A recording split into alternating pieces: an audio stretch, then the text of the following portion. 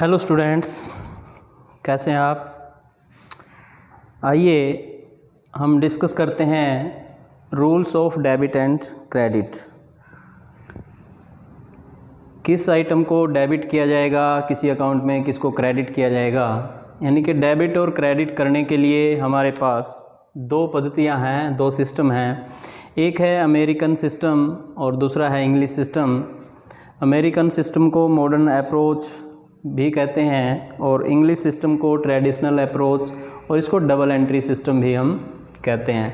तो जो अमेरिकन पद्धति है इसको डबल एंट्री सिस्टम कहते हैं और इसकी हम चर्चा करेंगे डबल एंट्री सिस्टम जो नेक्स्ट चैप्टर करेंगे उसमें। तो हम पहले करते हैं अमेरिकन पद्धति या अमेरिकन सिस्टम या मॉडर्न अप्रोच। तो अमेरिकन सिस्टम में डेबिट और क्रेडिट के रूल जो हैं वो नेचर ऑफ अकाउंट पे डिपेंड करते हैं। अकाउंट की नेचर क्या है उसके ऊपर डिपेंड करेंगे कि किसको हम डेबिट करें किसको हम क्रेडिट करें। जैसे हमने जाना था अभी कि फाइनेंशियल ट्रांजैक्शन जो हैं वो जो बिज़नेस ट्रांजैक्शन जो हैं फाइनेंशियल पोजीशन में चेंज करती हैं। किसी भी बिज़नेस ट्रांजैक्शन से या तो कोई असेट्स कम या ज़्यादा होगा या कैपिटल और लायबिलिटीज़ में फ़र्क आएंगे, यानी कि डिक्रीज़ और इंक्रीज़ की बात वहाँ पे होती है।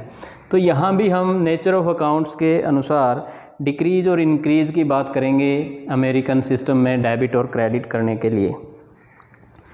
तो इसमें सबसे पहले जितने भी अकाउंट हैं उनको 5 भागों में बांटते हैं। 5 तरह के अकाउंट होंगे।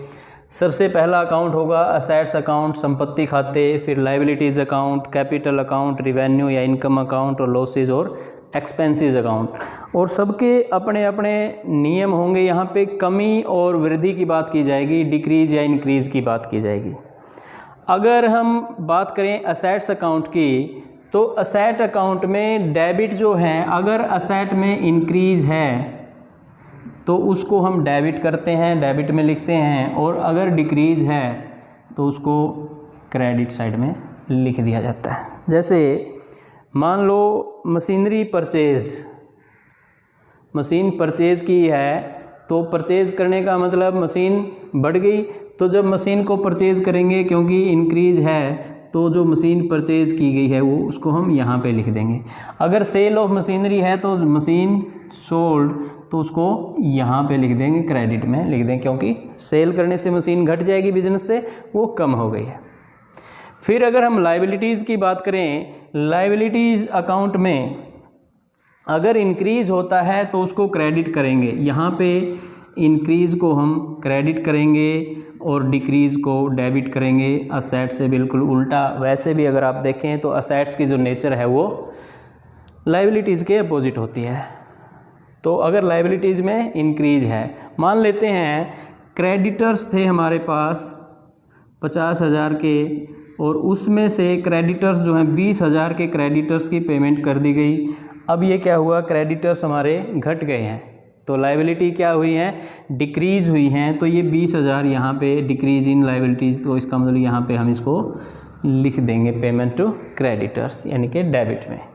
और अगर उधार सामान हमने ख़रीद लिया है तो यहाँ क्रेडिटर, अगर 30,000 का सामान उधार ख़रीद लिया है, क्रेडिट परचेज़ की हैं तो क्रेडिटर बढ़ गए। तो यहाँ पे क्रेडिट परचेज़ के नाम से ये 30,000 हम क्रेडिट में लिख देंगे क्योंकि लायबिलिटीज़ जो है इंक्रीज़ हो गई। तो यहाँ में हमें इंक्रीज़ और डिक्रीज़ की बात करनी है और फिर अकाउंट की नेचर देखनी है उस नेचर के अनुसार।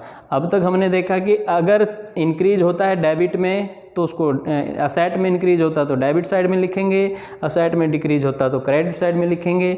लायबिलिटीज़ का इसका उल्टा है, अगर लायबिलिटी में इंक्रीज़ होता तो क्रेडिट करते हैं, डिक्रीज़ होता तो डेबिट करते हैं। अब बात करते हैं कैपिटल की। हमने बैलेंस शीट की बात की थी। बैलेंस शीट में लायबिलिटीज़ और कैपिटल को दोनों को एक साइड ही लिखा जाता है, लेफ़्ट साइड में हम लिखते हैं बैलेंस शीट में। तो इनकी नेचर सेम है। तो यहाँ भी अगर इंक्रीज़ होगा तो क्रेडिट साइड में लिखते हैं हम कैपिटल को और डिक्रीज़ होगा तो डेबिट साइड में लिखेंगे। कोई भी कमी है कैपिटल में तो उसको डेबिट करते हैं, अगर इंक्रीज़ है तो उसको हम क्रेडिट करते हैं, सेम लायबिलिटीज़ की तरह। फिर हम बात करते हैं रिवेन्यू या फिर कोई भी इनकम, किसी भी प्रकार का इनकम है या रिवेन्यू है, जैसे सेल से रिवेन्यू बढ़ता है, सेल होती है तो उससे रिवेन्यू आएगा तो इंक्रीज होगी, और इंक्रीज जो है रिवेन्यू में जो इंक्रीज है उसको हम क्रेडिट करते हैं, और रिवेन्यू में अगर कोई भी डिक्रीज है उसको हम डेबिट करते हैं। फिर हम लॉसेज और अगर एक्सपेंसेस की बात करें, इसमें रिवेन्यू का जस्ट अपोजिट कर देते हैं। यहाँ पे जो इंक्रीज होगा लॉसेज या एक्सपेंसेस में जो इंक्रीज है वो डेबिट होता है, और डिक्रीज जो है वो क्रेडिट होता है, इसके अपोजिट है। तो यहाँ पे अगर हम बात करें तो 3 तरह के यानी कि लायबिलिटीज़, कैपिटल और रिवेन्यू, इन तीनों में अगर आप देखेंगे तो तीनों में जो इंक्रीज है उसको क्रेडिट करते हैं, डिक्रीज को डेबिट करते हैं, और दूसरी तरफ असेट्स और एक्सपेंसेस या लॉसेज में इंक्रीज को डेबिट करते हैं, डिक्रीज को क्रेडिट करते हैं। अब यहाँ पे अगर आप इसको ऐसे समझें कि डेबिट और क्रेडिट होना कोई फेवरेबल या अनफेवरेबल है, ऐसा कुछ नहीं है। आपको नेचर ऑफ अकाउंट के अनुसार देखना है, उसके अनुसार डेबिट फेवरेबल भी हो सकता है, अनफेवरेबल भी हो सकता है, तो वो आपने उसकी नेचर ऑफ अकाउंट के अनुसार हमने उसको देखना। अगर हम असेट की बात करें तो यहाँ पे इंक्रीज जो है डेबिट होता है, और एक्सपेंसेस में भी इंक्रीज डेबिट होता है।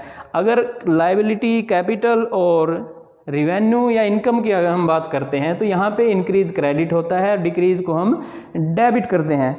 तो इसी आधार पे हम अकाउंट्स में एंट्री करते हैं, पोस्टिंग करते हैं अकाउंट्स में, और अकाउंटिंग ट्रीटमेंट करते हैं डेबिट और क्रेडिट के इसी रूल के अनुसार अमेरिकन पद्धति में।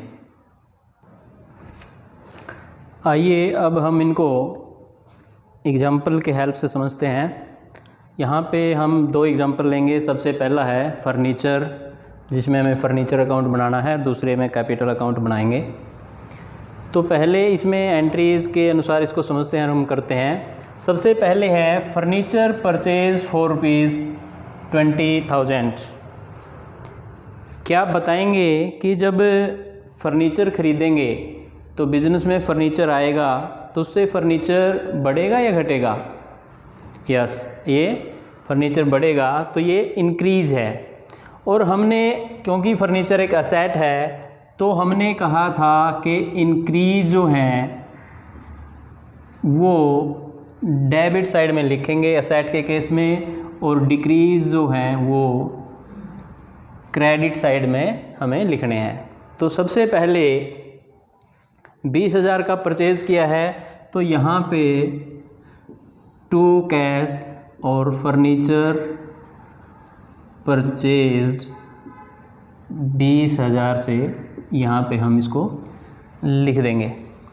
इसके बाद दूसरी एंट्री या दूसरी ट्रांजैक्शन देखते हैं। फर्नीचर सोल्ड कोस्टिंग ₹5,000, 5,000 का फर्नीचर बेच दिया। अब बताइए फर्नीचर बेचने से फर्नीचर कम होगा या ज़्यादा? यस, ये क्या होगा? कम होगा, यानी कि डिक्रीज़ है। तो यहाँ पे हम लिखेंगे बाय कैश, क्योंकि बेचा है, और ये हो जाएगा सेल ऑफ फर्नीचर है ये, और 5,000 यहाँ पे लिख देंगे। फिर से है अगेन फर्नीचर परचेज्ड। अब फर्नीचर ख़रीदा है 8,000 का, अब ख़रीदने से फर्नीचर बढ़ेगा तो ये इंक्रीज है, और इसको लिखेंगे to cash purchase of furniture, और ये ख़रीदा है 8,000 से, तो हम यहाँ पे 8,000 लिख देते हैं। फिर चौथी जो ट्रांजैक्शन है ओल्ड फर्नीचर डिस्कार्डेड, ये भी क्या है? डिस्कार्ड किया, यानी कि हटा दिया है बिजनेस से, तो ये क्या होगा? डिक्रीज़, और डिक्रीज़ हम यहाँ पे लिखेंगे bye furniture discarded, old furniture discarded 2,500। और फिर यहाँ पे देखिए value of furniture was reduced, यानी कि रिड्यूस का मतलब वैल्यू घट गई, तो ये डेप्रिसिएशन है और डिक्रीज है, तो इसको लिखेंगे बाय डेप्रिसिएशन, और ये है 2,000। अब हम इसको बैलेंस कर देंगे, और देखते हैं 20 और 8 28, यहाँ पे 28,000 लिखने के बाद 2 0 आई जाएंगे, 5 और 5 10, 1 6 8 2 10, 10 और 8 18, 18,500 बाय बैलेंस CD। ये है हमारा फर्नीचर अकाउंट। तो इसमें हमने क्या करना है, असेट के केस में हमने सीखा था कि जो इंक्रीज हैं उनको डेबिट करते हैं, डिक्रीज हैं जो उनको क्रेडिट करते हैं। जितने डिक्रीज हैं क्रेडिट साइड में लिख देंगे, जितने इंक्रीज हैं उनको डेबिट साइड में लिख देंगे। बैलेंस कर दिया बाय बैलेंस CD 18,500। ये हमारा बन गया फर्नीचर अकाउंट। अब हम दूसरा क्वेश्चन करते हैं। यहाँ पे हमें दिया हुआ है स्टार्टेड बिजनेस विद कैश ₹75,000। 1 अप्रैल को 75,000 रुपये से बिजनेस स्टार्ट किया और हमें बनाना है कैपिटल अकाउंट।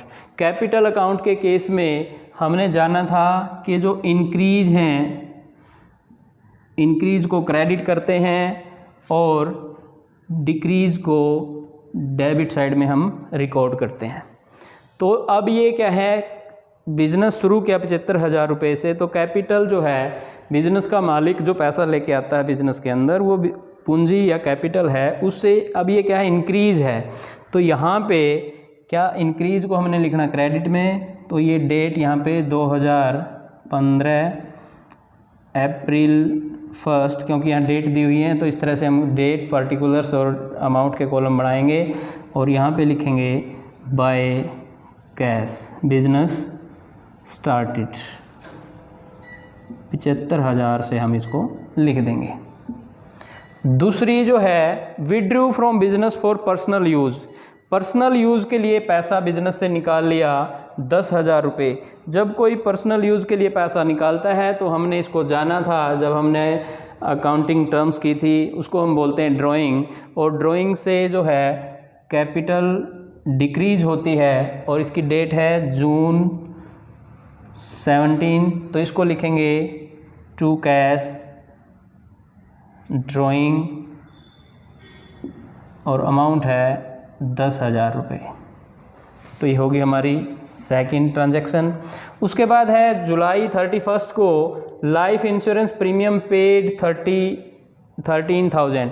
13,000 रुपये जो है लाइफ इंश्योरेंस प्रीमियम दिया। अब लाइफ इंश्योरेंस प्रीमियम जो है ये मालिक का खुद का है, लाइफ पे होता है, तो ये इसको भी हम ड्राइंग मानेंगे, बिजनेस का खर्च नहीं है। तो इसलिए जुलाई 31 को लिखेंगे टू कैश और ये भी ड्राइंग है 13,000। नेक्स्ट जो ट्रांजैक्शन है वो है सोल्ड पर्सनल इन्वेस्टमेंट। बिजनेस के मालिक ने अपनी पर्सनल जो इन्वेस्टमेंट थी, बिजनेस से अलग जो इन्वेस्टमेंट थी 15,000 रुपये की, वो 5% के प्रॉफिट पे बेच के और उसी दिन बिजनेस में इन्वेस्ट कर दिया, बिजनेस में लगा दिया। इसका मतलब ये कैपिटल इंक्रीज करेगा, बिजनेस में कैपिटल के रूप में पैसा बढ़ाया है और इसकी डेट है सितंबर 25 और यहाँ पे कर देंगे बाय कैश और ये होगा 15,000 और क्योंकि 5% प्रॉफिट है तो 105/100 इसको ऐसे कर सकते हैं, या पहले प्रॉफिट निकाल के जोड़ेंगे, सेम है, उसमें कोई फ़र्क नहीं पड़ना। और ये हो जाएगा 15 पंजे 75, 15,750। या इसको ऐसे कर सकते हैं, पहले प्रॉफिट निकालेंगे इस पर 750, तो ये फिर 15,750 ऐसे ही आएगा। फिर उसके बाद है लॉस फॉर द ईयर। 5,000 रुपये लॉस हो गया। हमें पता है प्रॉफिट जो होता है बिजनेस के मालिक की कैपिटल को इंक्रीज़ करता है, बढ़ाता है, और लॉस से कैपिटल जो है वो लॉस या एक्सपेंसेस से कैपिटल कम होती है, इनकम या प्रॉफिट से कैपिटल इंक्रीज होती है। तो ये लॉस है, डिक्रीज़, और डिक्रीज़ हमें यहाँ लिखना है दिसंबर 31 टू लॉस या प्रॉफिट एंड लॉस, और ये है 5,000 रुपये। अब हमें इसको बैलेंस कर देना है।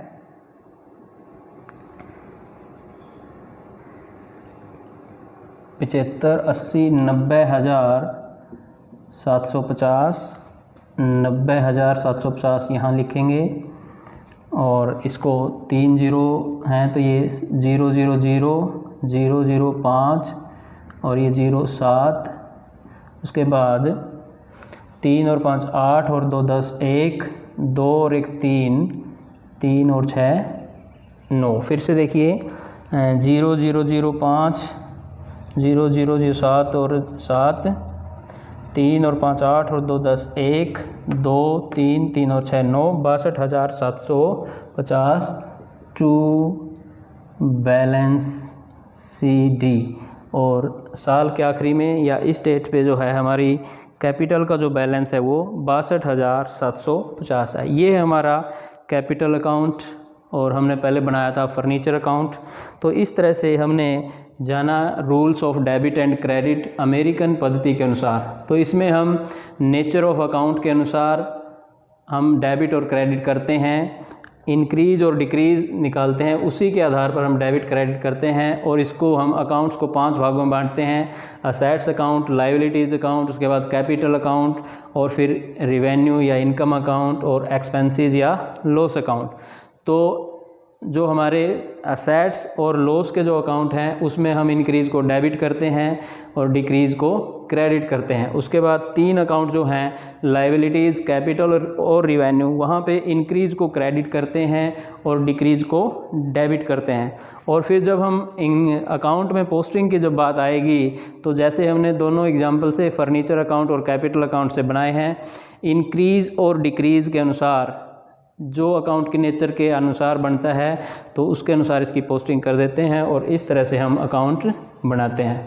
उम्मीद करता हूँ ये अमेरिकन सिस्टम से डेबिट और क्रेडिट के रूल आपको समझ आए होंगे।